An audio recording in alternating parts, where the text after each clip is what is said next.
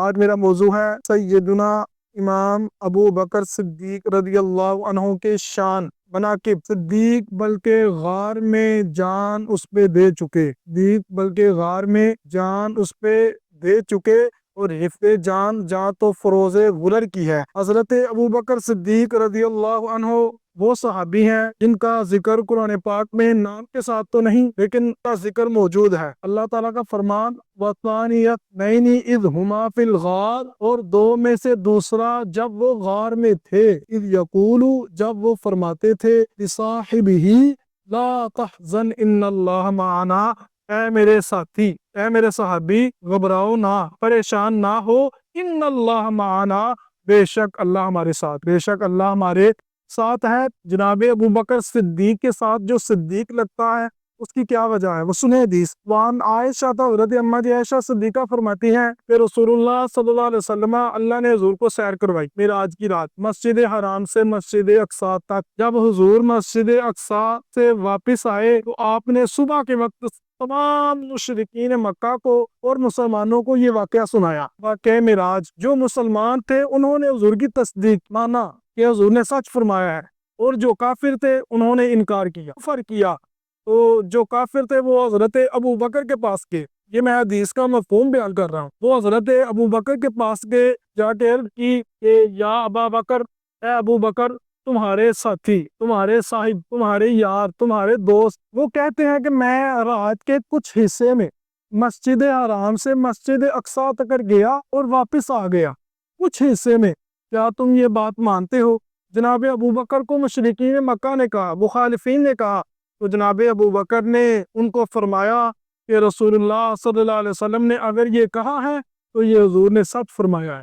حضور نے کیا فرمایا ہے؟ انہوں نے کہا کہ تم ایک رات کے ایک لمحے میں، ایک وقت میں کہ وہ مسجد حرام سے مسجد بیت المقدس جو ملک شام میں ہے، دوسرا ملک ہے، واپس بھی آ گئے۔ تو جناب ابو بکر نے کہا اگر یہ حضور نے فرمایا ہے تو آپ نے سچ فرمایا ہے۔ جب انہوں نے یہ تصدیق کی تو اللہ اکبر، پھر ان کا یہ وذالک سمی ابو بکر صدیق، جناب ابو بکر کا نام صدیق پڑ گیا، یعنی تصدیق کرنے والے۔ واقعہ معراج کی سب سے پہلے جناب ابو بکر نے تصدیق کی، اور یہ جو میں نے روایت آپ کو سنائی ہے اس کا مفہوم سنایا ہے، رواہ الحاکم، یہ حاکم فی المستدرک وقال ھذا حدیث صحیح الاسناد، یہ حدیث صحیح ہے۔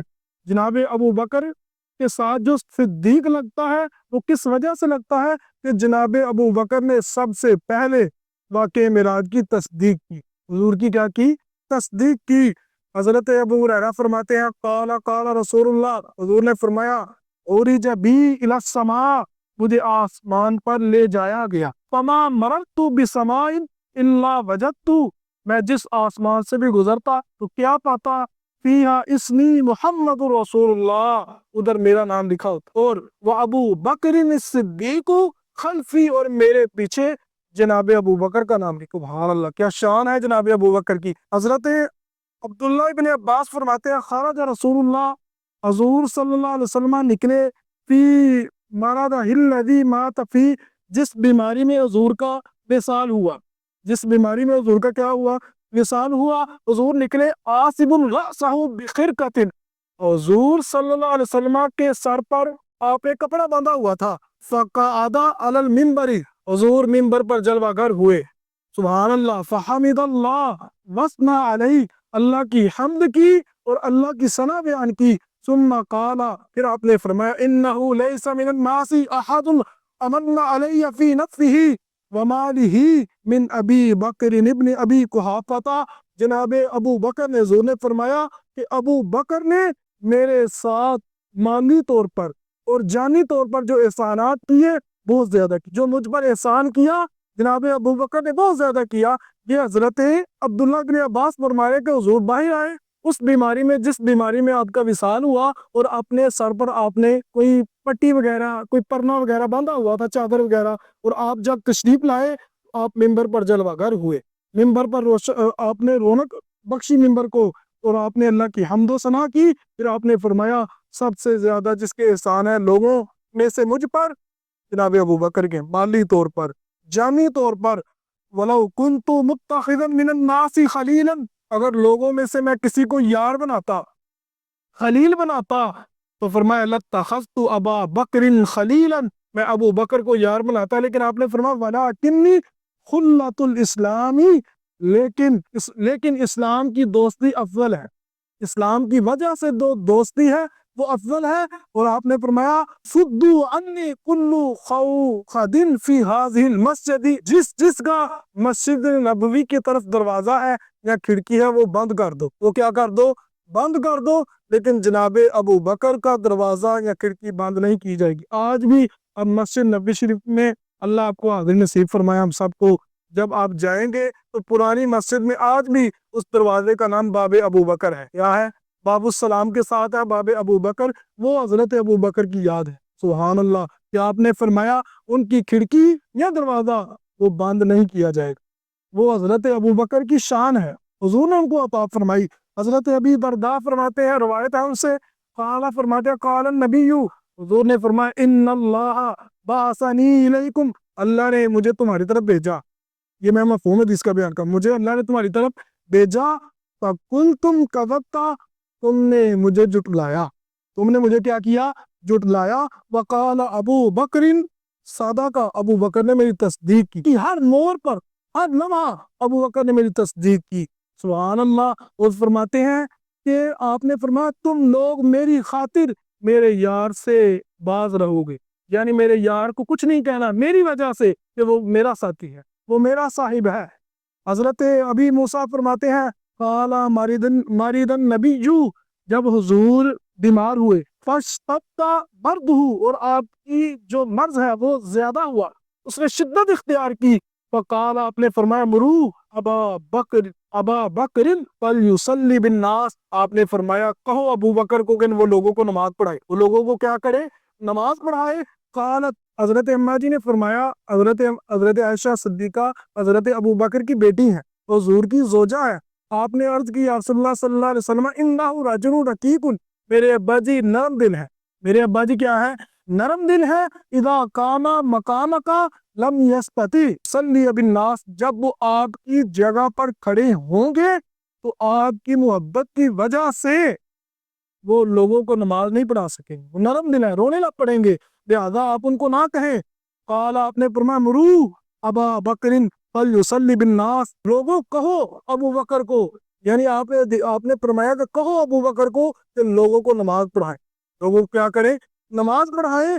تو فعادت، حضرت اماں جی نے پھر یہ کہا کہ یا رسول اللہ وہ نرم دل ہے، تو فقال، آپ نے فرمایا مری ابا بکر فلیصلی بالناس، ابو بکر کو کہو کہ وہ نماز پڑھائے۔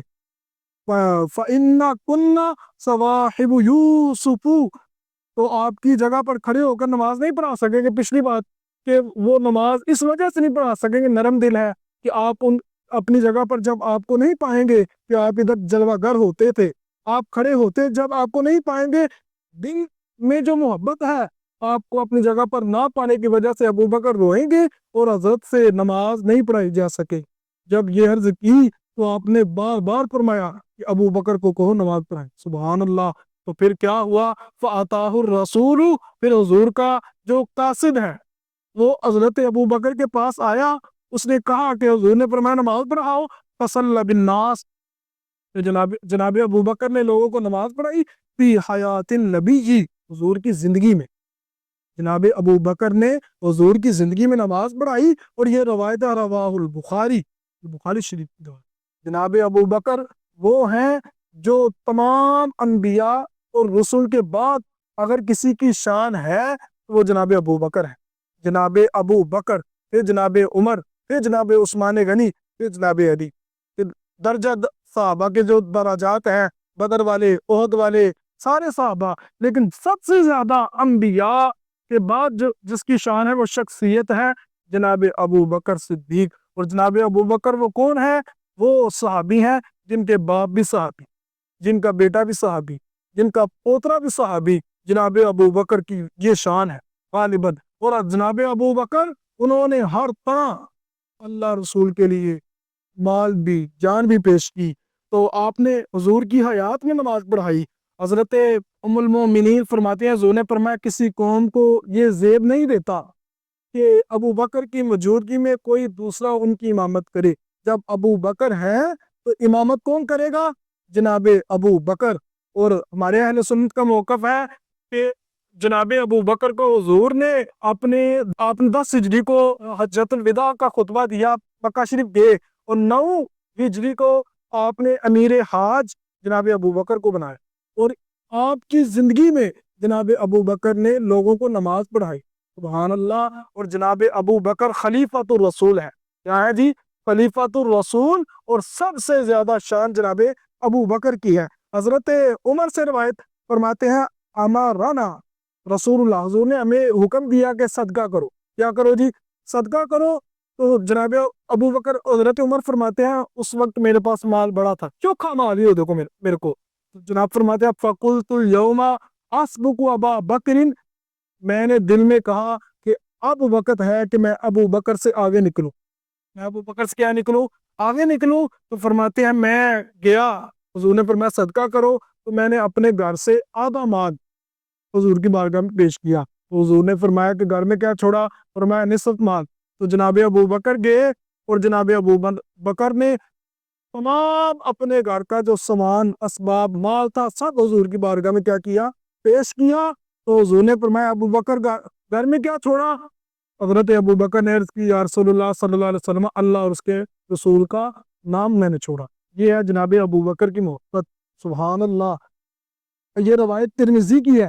حضرت ابن مسیب فرماتے ہیں حضور نے فرمایا مال رجل من المسلمین انفع لی من مال ابی بکر قال وکان رسول اللہ یقضی فی مال ابی بکر کما یقضی فی مال نفسہ، مسلمانوں میں سے کسی آدمی کا مال میرے لیے ابو بکر کے مال سے زیادہ فائدہ مند نہیں ہے۔ یہ حضرت فرمانے ابن مسیبی فرماتے ہیں حضور ابو بکر کے مال کو اس طرح استعمال کرتے، جناب ابو بکر کے مال کو اس طرح استعمال کرتے جیسے اپنے ذاتی مال کو استعمال فرماتے تھے۔ ایسی یاری اور یہ دوستی محبت دین کے لیے تھی، اللہ رسول کے لیے۔